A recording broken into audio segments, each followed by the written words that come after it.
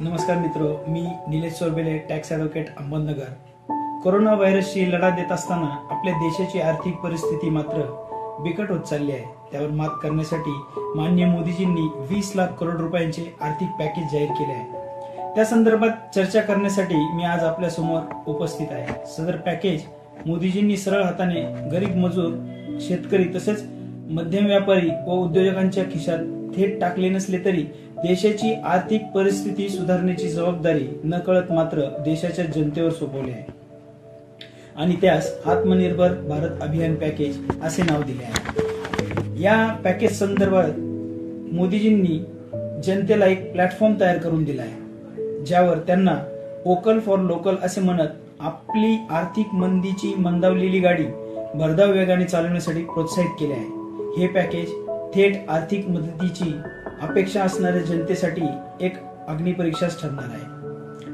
आत्मनिर्भर भारत अभियान पॅकेज हे मोदीजींनी सांगितल्याप्रमाणे 20 लाख करोड रुपयांचे असून ते आपल्या देशाच्या जीडीपीच्या 10% आहे.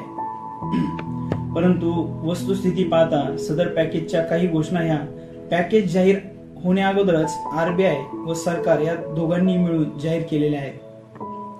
पूर्वी जाहीर केलेल्या घोषणांमध्ये कोविड-19 महामारीमुळे बिघडलेल्या अर्थव्यवस्थेला सावरण्यासाठी तसेच मार्केटमध्ये लिक्विडिटी वाढण्यासाठी आरबीआयने मार्च 2020 अगोदरच 8,01,603 करोड रुपयांचा निधी जाहीर केला होता. त्याचबरोबर सरकारने पीएम गरीब कल्याण योजनेअंतर्गत 1,70,000 करोड रुपये खर्च केले असून हेल्थ सेक्टरसाठी मोदीजींनी 15,000 करोड रुपये जाहीर केले होते. तसेच टॅक्स सवलतीमुळे 7,800 करोड रुपयांचा सरकारी रेव्हेन्यू कमी झाला आहे. असे पूर्वी जाहीर केलेल्या एकूणच 9,94,403 करोड रुपयांचा या आत्मनिर्भर भारत पॅकेजमध्ये समावेश करण्यात आला आहे. असे हे आर्थिक पॅकेज देशाला किती लवकर सावरेल हे येणारा काळच ठरवेल.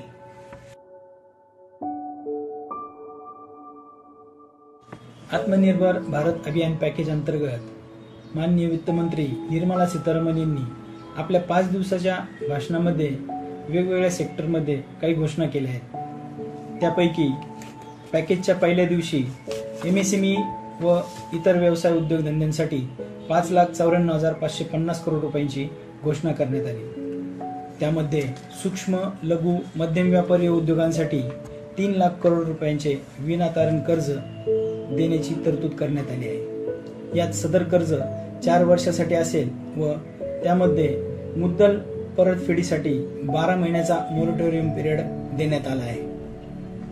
जुनी कर्जे परतफेड न करू शकणाऱ्या सूक्ष्म, लघु व मध्यम उद्योगासाठी म्हणजे जे अकाउंट्स एनपीए आहेत त्यांच्यासाठी 20,000 करोड रुपयांची अधिक कर्ज वाटपाची तरतूद करण्यात आली आहे.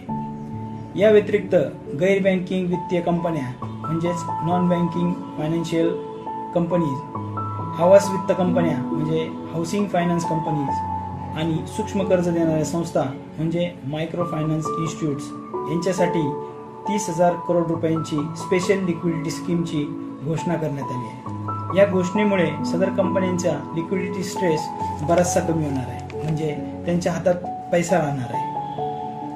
31 मार्च 2021 पर्यंत टीडीएस आणि टीसीएस दरामध्ये 25% पर्यंतची कपात करण्यात आली आहे. त्यामुळे सरकारचा रेव्हेन्यू 50,000 करोड रुपयाने कमी झाला आहे.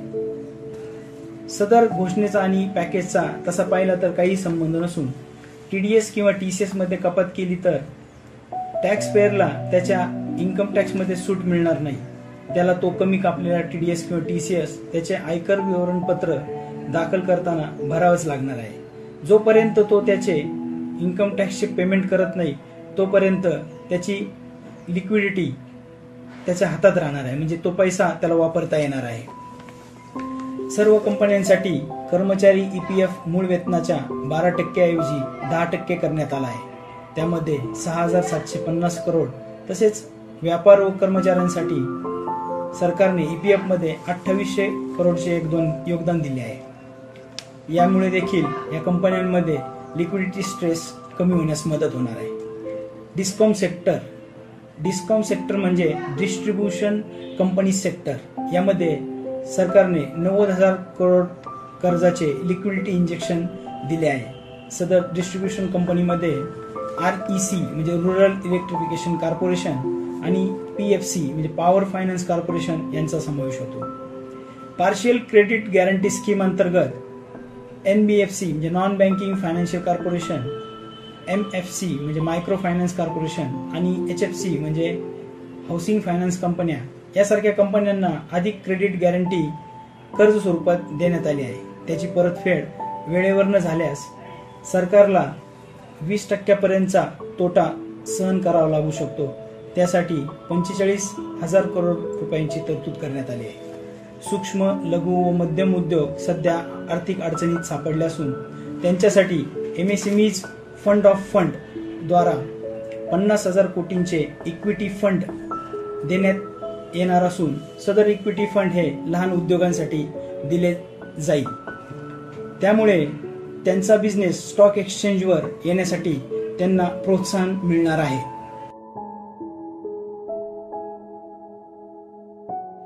माननीय वित्तमंत्र्यांनी पॅकेजच्या पहिल्याच दिवशी सूक्ष्म, लघु व मध्यम उद्योगाची म्हणजे MSMEची व्याख्या पूर्णपणे बदलली असून ज्यात पूर्वी मॅन्युफॅक्चरिंग एंटरप्राइजेस व सर्व्हिस एंटरप्राइजेस असे 2 प्रकार होते.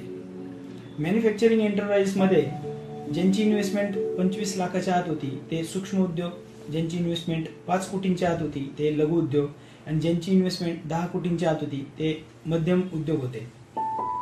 सर्व्हिस एंटरप्राइजेसमध्ये ज्यांची इन्व्हेस्टमेंट 10 लाखांच्या आत होती ते सूक्ष्म उद्योग, ज्यांची इन्व्हेस्टमेंट 2 कोटींच्या आत होती ते लघु उद्योग आणि ज्यांची इन्व्हेस्टमेंट 5 कोटींच्या आत होती ते मध्यम उद्योग मानले जात होते.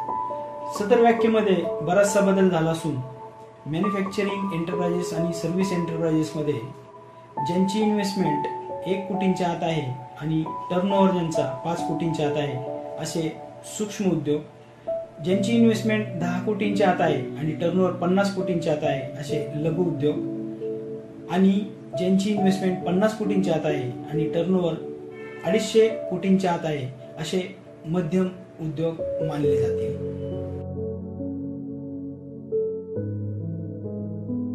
पॅकेजच्या दुसऱ्या दिवशी माननीय वित्तमंत्र्यांनी प्रवासी श्रमिक, लहान शेतकरी, रस्त्यावर माल विक्री करणारे व आदिवासी इत्यादींसाठी 3,10,000 कोटी रुपयांची घोषणा केली आहे. त्यामध्ये इतर राज्यातील 8 करोड प्रवासी श्रमिक यांच्यासाठी पुढील 2 महिने मोफत धान्य वाटपासाठी 3500 कोटींची तरतूद केली आहे.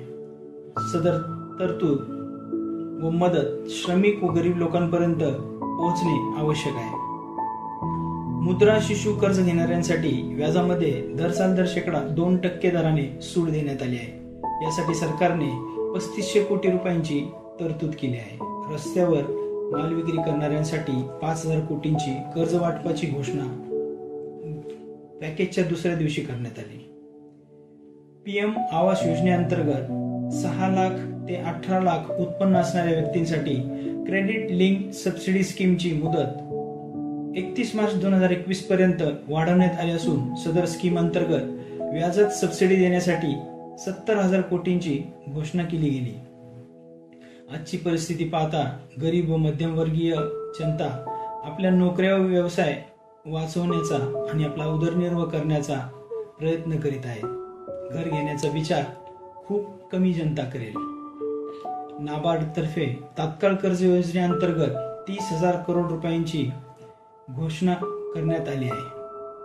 तसेच KCC म्हणजे किसान क्रेडिट कार्डसाठी 2 लाख करोड रुपयांची तात्काळ निधीची तरतूद करण्यात आली आहे.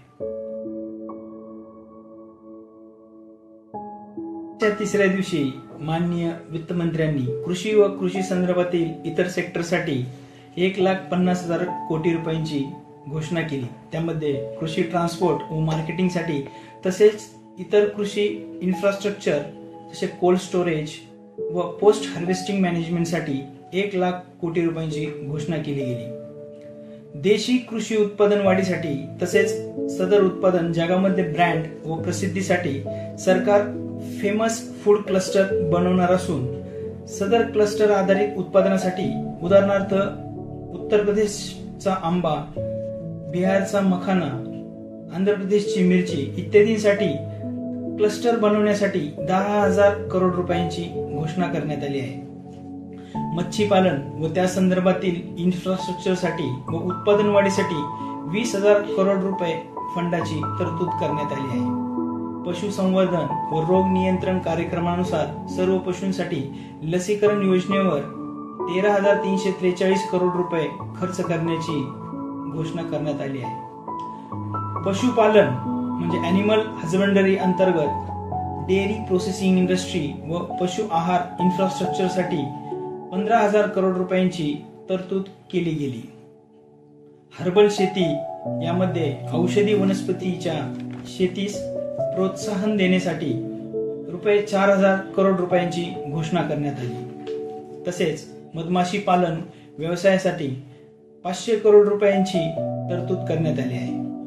TOP to total operation greens यामध्ये टॉप म्हणजे टमाटे कांदे याबरोबरच आता टोटल म्हणजे फळे, सर्व प्रकारचे फळे व भाज्या यांच्या कक्षा वाढवण्यासाठी 500 करोड रुपयांची तरतूद केली असून सदर फळे व भाज्यांसाठी ट्रान्सपोर्ट व कोल्ड स्टोरेज सारख्या सुविधांसाठी 50% सबसिडीची घोषणा करण्यात आली.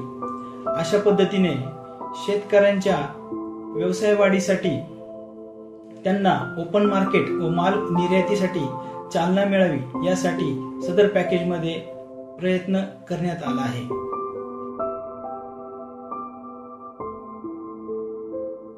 पॅकेजच्या चौथ्या दिवशी एकूण 8,100 करोड रुपयांची घोषणा करण्यात आली.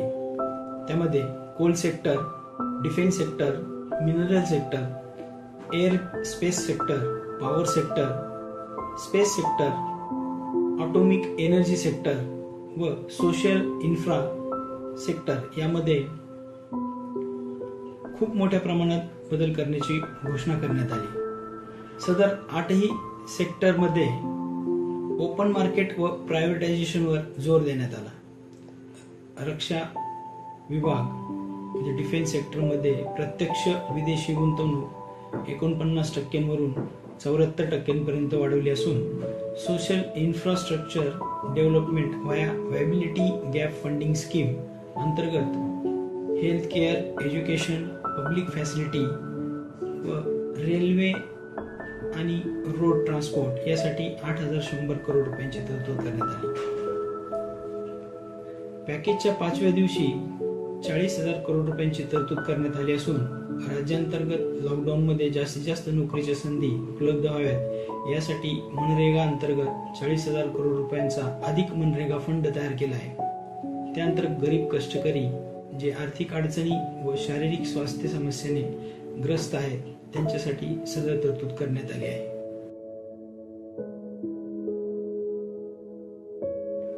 अशा पद्धतीने माननीय वित्तमंत्र्यांनी आत्मनिर्भर भारत अभियान पॅकेजची 5 वेगवेगळ्या टप्प्यांमध्ये घोषणा करत मार्केटमध्ये लिक्विडिटी वाढवण्याचा तसेच उद्योगधंद्यांच्या कक्षा वाढवण्याचा खूप चांगला प्रयत्न केला आहे.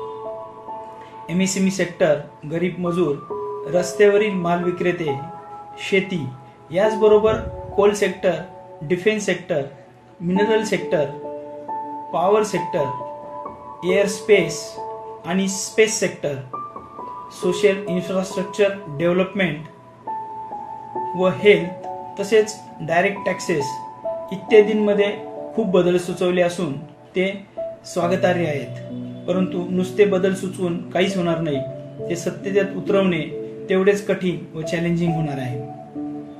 केलेल्या घोषणा ह्या गरीब जनता, कष्टाळू शेतकरी वर्ग, सूक्ष्म लघु व मध्यम व्यापारी वर्ग, मजूर यांच्यापर्यंत कशा व किती प्रमाणात पोहोचतील व त्याचा फायदा सदर जनतेला होऊन त्यातून एक आत्मनिर्भर भारत कसा उदयास येईल हे येणारा काळच ठरवेल.